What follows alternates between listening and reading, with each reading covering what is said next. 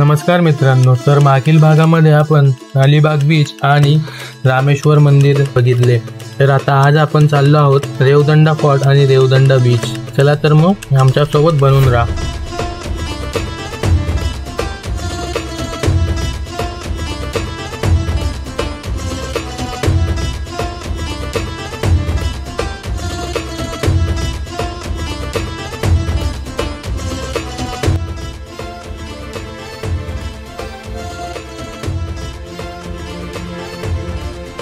नमस्कार मित्रांनो, तर आज आपण अशा प्रवासाला निघालो आहोत जेथे समुद्राच्या लाटावर इतिहास गाजतो.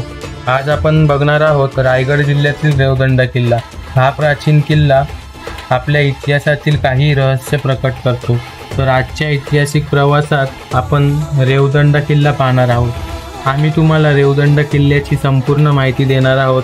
आपण रेवदंडा किल्ल्याला कसे जाऊ शकतो, या किल्ल्याची निर्मिती कोणी केली, या किल्ल्याला कोणी बांधले होते व का बांधले होते, या किल्ल्यावर कोणी साम्राज्य केले, याची माहिती आम्ही तुम्हाला आज देणार आहोत. चला तर मग ब्लॉगची सुरुवात करूया. तोपर्यंत तुम्ही या सुंदर रस्त्यांचा आनंद घ्या.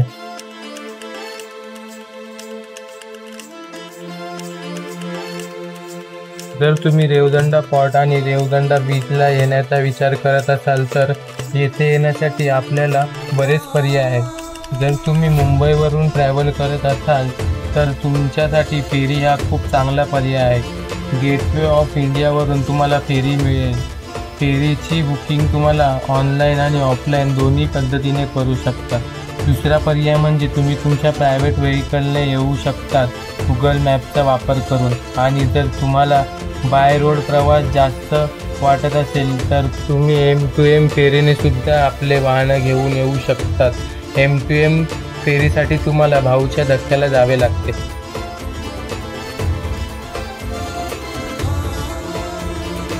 नमस्कार मित्रांनो, मी तेजस निकुंभ. मी टोनी पोद्दार. आपलं स्वागत आहे आपल्या लाडक्याने आवडत्या युट्यूब चॅनलमध्ये TMT वायनर. तर मित्रांनो, आज आपण बघू शकता तर आपण आलो आहोत अलिबाग मध्ये आणि अलिबाग मध्ये आज आपण रेवदंडा फोर्ट आणि रेवदंडा बीच हे एक्सप्लोर करणार आहोत.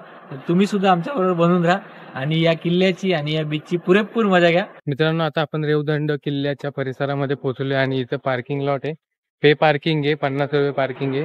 आपण आता इथं कार पार्क केली आहे. आता आपण जातोय.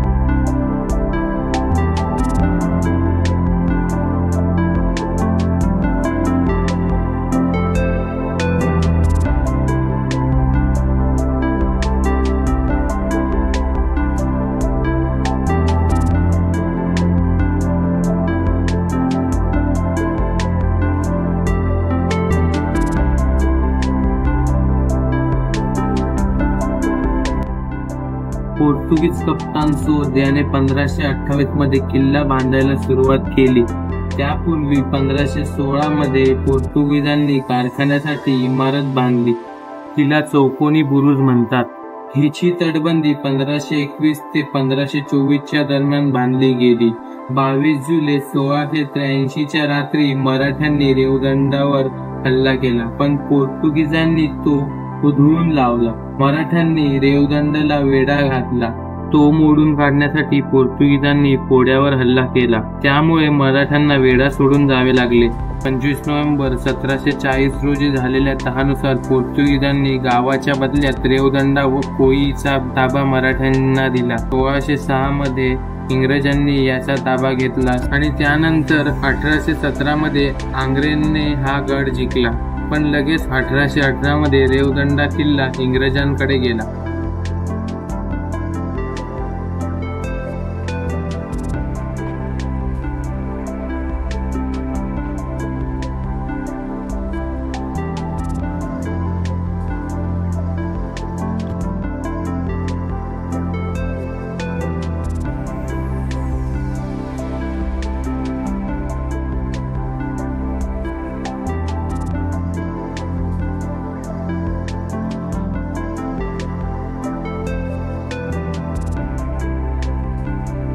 तर मंडळी आज आपण ज्या किल्ल्यावर आलो त्याचं नाव रेवदंडा फोर्ट असून तुम्ही बघू शकतात की त्या किल्ल्याची बरीचशी पडझड जरी झाली असली तरी सुद्धा पुरातत्व विभागाने याची पुरेपूर काळजी घेतली आहे आणि त्याचं संरक्षण सुद्धा केलं आहे. आपण आजूबाजूला बघू शकतात की टोटल इथे 7 तोफा आहे आणि त्या 7 तोफांपैकी 2 ज्या तोफा आहेत त्या एकदम प्रॉपर संरक्षित आहेत आणि प्रॉपर त्या सुस्थितीत आहेत. हा जो किल्ला आहे रेवदंडा याला 7 खानी बुरुज असं सुद्धा म्हणतात. त्याचं कारण आहे आपण बघू शकतात हा बुरुज त्याला 1 2 3 4 5 6 7 खाने आहेत त्यामुळे याचं नाव पुरातत्व विभागाने 7 खानी बुरुज असं सुद्धा ठेवलं गेलं आहे.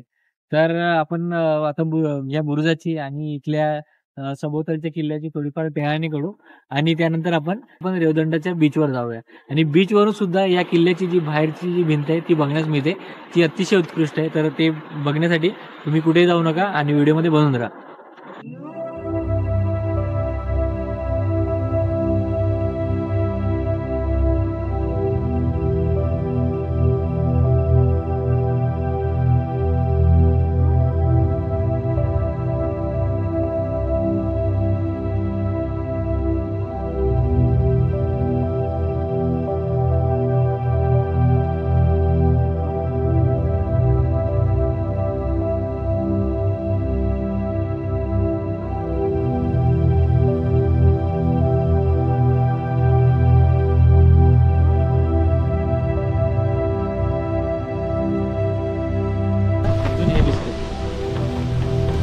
तर मंडळी आपण किल्ल्याची बरीचशी तयारी केली आणि आता आपण तुम्हाला किल्ल्यामधून डायरेक्टली समुद्र किंवा आपला जो बीच दिसतो ते तुम्हाला दाखवतो रेवदंडा बीच.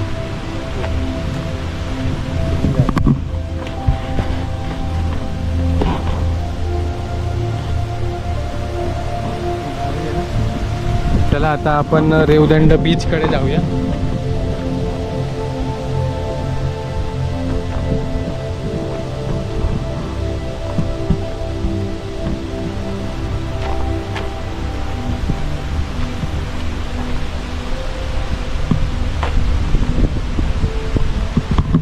तर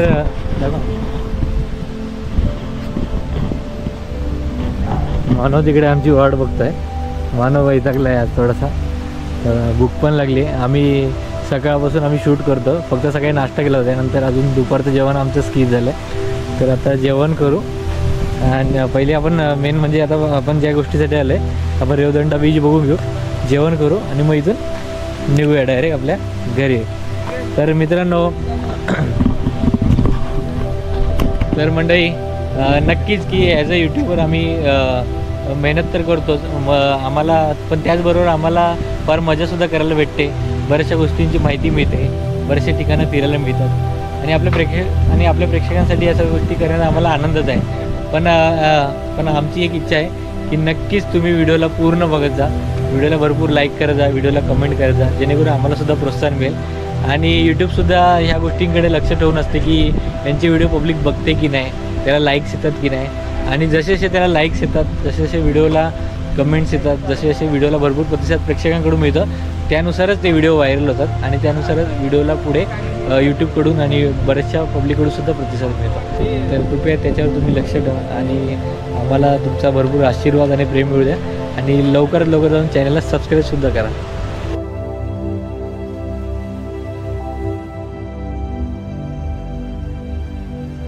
मित्रांनो तर आता आपण बीचकडे चाललो आहे. चला आणि या ब्लॉगची मजा घ्या तुम्ही पण आणि नक्की आपण ज्या ज्या ठिकाणी जातो तिथे तिथे जायचा प्रयत्न करा आणि आम्हाला कमेंट करून पण कळवत जा की तुम्हाला आता नेक्स्ट अपकमिंग ब्लॉग कोणता पाहिजे वगैरे. चला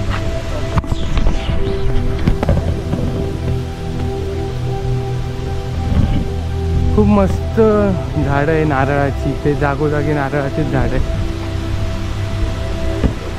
आज दिवसभरामध्ये खूप काही विघ्न आलेत पण ओव्हरऑल दिवस हा खूप चांगला होता कारण आपण एवढे भारी भारी जागेवर आज फिरलो आहोत.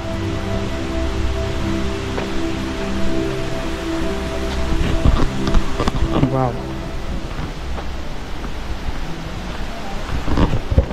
Looking so good. अरे बाप रे, पायऱ्यांनी उतरायचं आता आपण उतरूया.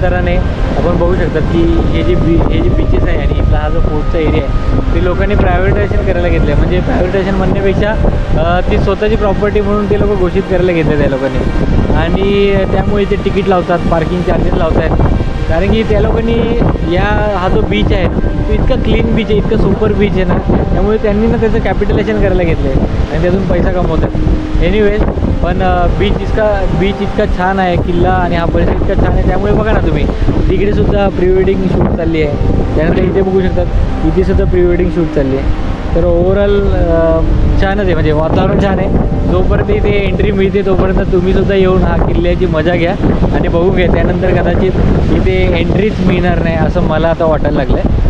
ओके, तर आपलं काम आहे शूट करण्याचं आणि एन्जॉय करायचं आपण, आणि आपण जी गोष्ट आहे ती आपल्या प्रेक्षकांपर्यंत पोहोचवण्याची ती आपण केलेलं आहे. चला तर मंडळी, तो व्लॉग आहे तो एंड करण्याची वेळ आली आहे. आपण तर छान मजा केली आहे, तुम्ही पण येऊन नक्की मजा करा. व्हिडिओ आवडला असेल, इथपर्यंत तुम्ही व्हिडिओ बघत असाल तर नक्कीच व्हिडिओला भरभरून लाईक करा, भरभरून शेअर करा. चॅनल जर सबस्क्राईब केलेलं असेल तर नक्की सबस्क्राईब करा. चला भेटूया.